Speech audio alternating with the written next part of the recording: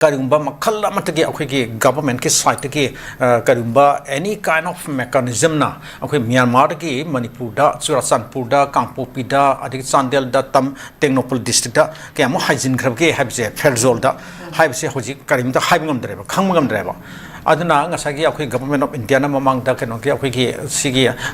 biometric ta udna khotna atagi keno singsi makhoi rum dagi lakpa singsi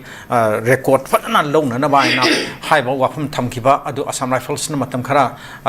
keno tawi ka kaina hairem harga adum tu khredna aduga admain to na hojik se kay among yamna hajila magatagi habse okay haibangam de aduna hayeng NRC sitor pumatam ti makhoi si loinam adum songthor kaneba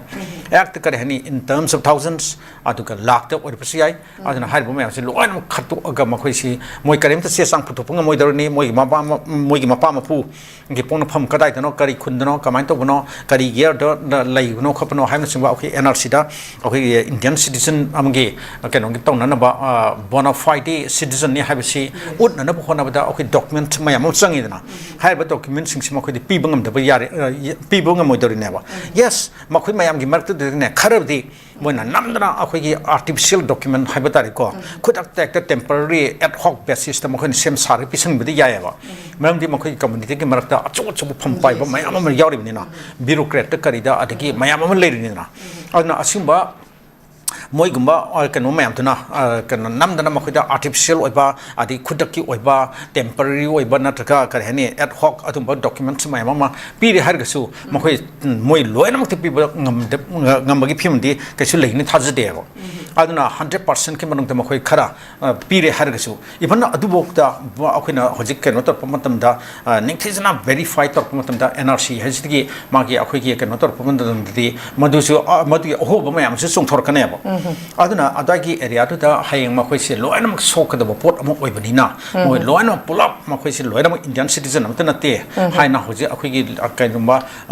final list ka phung batar ti makhoi se adam left out tawra kane ba adum matan jadu dan neba adun makhoi se neba sok tawri se aduna madu ki potu lakani se khangbani na asai world cookie jo council hariba world du yaw tama le cookie jo council council hariba sina adugi press list thok tan makhoi gi stand pirapani aduga ngarang na handa sum khoi keno da sura sampur khongchat mang chatna asigi keno se NRC to bi yaroi aduga keno da census to gudamni census to khoi welcome to iga kaina hai na tori se asigi film sine ba adu makhoi irang dia dum thorkani torkani hodi maram di makhoi NRC hajiki mayok tane ba makhoi le indigenous people kan by na khoi manipur ste bo tampak ste bo na tagna ifan akhoi naga area sing su movement na ma hal sagal laba makhoi ngasagi keno se cookie dominated area hai tare ne maruina cookie inhabited area sing se makhoi adam somehow manduke reactive movement among thorkaneba counter movement haitare adna adugi potse atum lakpanina lakadorni adna madu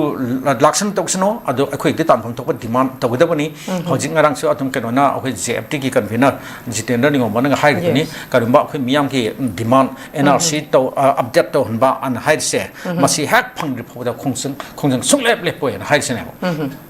ana sigi pot mayam je khangle harga akhoi lengaksina magi ningthijana magi topum topal lopum topu warep to lobby ge dawni haibse akhoi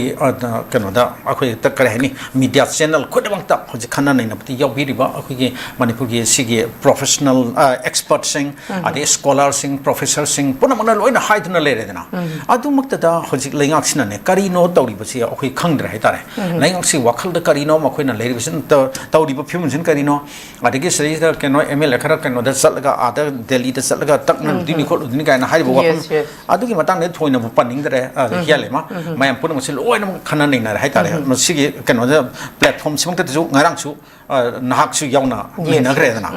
aduna ai khoi ai repeat to do ngtar ni aduna ke su thudong na hania litre adu hai ba tawri bu punam se I was ki mong da leire hai tare akoi miyam ki mit to ut try bi type ta kare hani ngak tang ki tat pat to ki mong da leire adu yamna thamoi sana yamna sincerely government ki side ki NRC se miyam to ta yadre hai bu wa pham leire adu masidei ka mu to da batar gati yamna satina kan mam kare hani maijau har loi hania like ba adu simu wa pham lei adagi kenoda masina kan gador ba sohan kenota gurse kana bu pirak gador se akhoi punmak sini ha se akhoi lenga pa biriba lusing purel biriba mayam su khambiri harga adu tawham thokpane na ai hajaning eba 자, 타가짜리 유자, 마시다 마카둠 자타바 오이네